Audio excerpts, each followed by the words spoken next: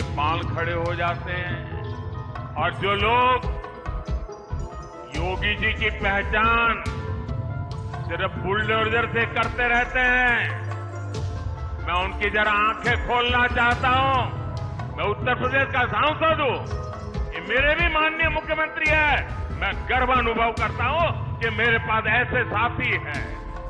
Saudi अरब के crown Prince से आग्रह किया था कि हमारे भारत के मुसलमान भाई बहनों के लिए हज का कोटा बढ़ाएं, और मुझे हजारों ऐसी बहनें आशीर्वाद दे रही है जिनका हज जाने का सपना पूरा हुआ।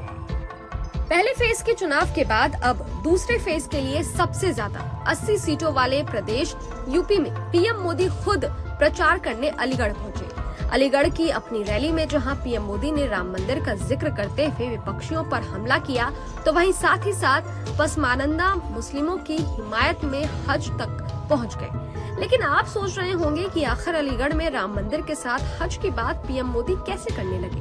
दरअसल दूसरे फेज का चुनाव अब अपने चरम पर पहुंचने लगा है। जहां विपक्षी सरकार की नीतियों पर सवाल खड़े कर रहे हैं, तो वहीं दूसरी तरफ अलीगढ़ में पीएम मोदी ने विपक्ष को राम मंदिर का न्योता ठुकराने पर सवालों के घेरे में खड़ा कर दिया है।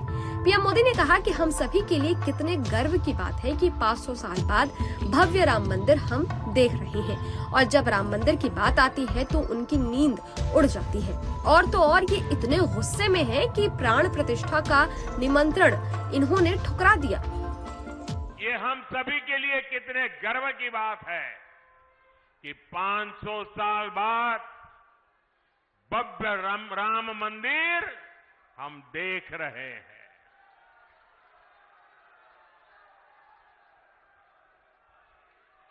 और जब भव्य राम मंदिर की बात आती है ना, तो उनकी नींद उड़ जाती है। उनको लगता है ये 70 साल तक हम रोक करके बैठे थे, ये मोदी क्या आ गया, इतने साल में ही कोर्ट से जजमेंट भी आ गया, मंदिर भी बनना शुरू हो गया, मंदिर बन भी गया, प्राण प्रतिष्ठा भी हो गई, रोज लाखों लोग आने भी लग गए, अब इनकी नींद उड़ गई है, मैं क्या करूं बताओ। और इसलिए इतने गुस्से में है, ये इतने गुस्से में है कि प्राण प्रतिष्ठा के निमंत्रण को ठुकरा दिया।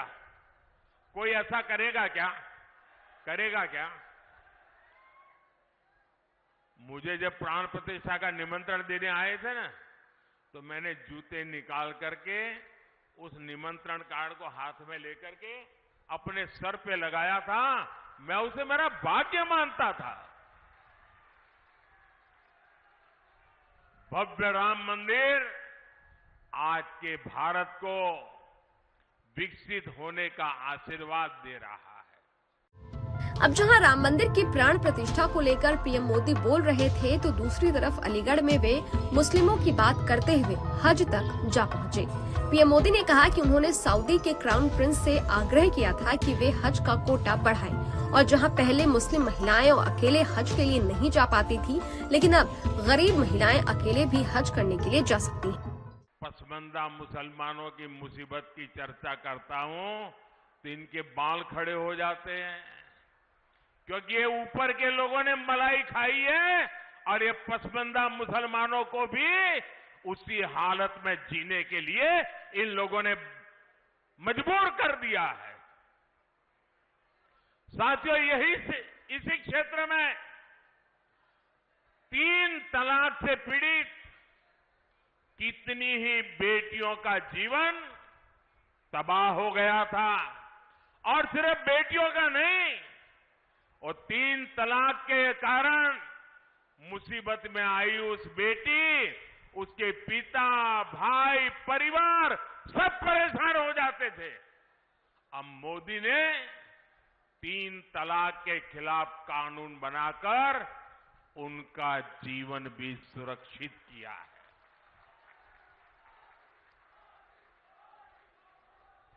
पहले हज कोटा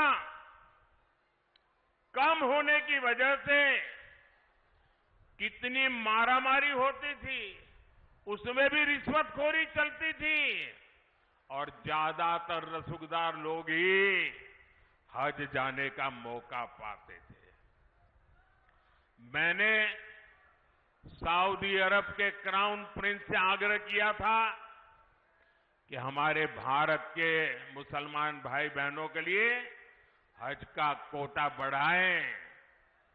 आज न सिर्फ भारत का हज का कोटा बढ़ा है, बल्कि वीजा नियमों को भी आसान बनाया गया है। सरकार ने एक बहुत बड़ा अहम फैसला लिया। पहले हमारी मुस्लिम माताएं बहनें अकेली हज करने जा नहीं सकती थी। सरकार ने महिलाओं को बिना महरम हज जाने की अनुमति भी दी और मुझे हजारों ऐसी बहनें आशीर्वाद दे रही है जिनका हज जाने का सपना पूरा हुआ।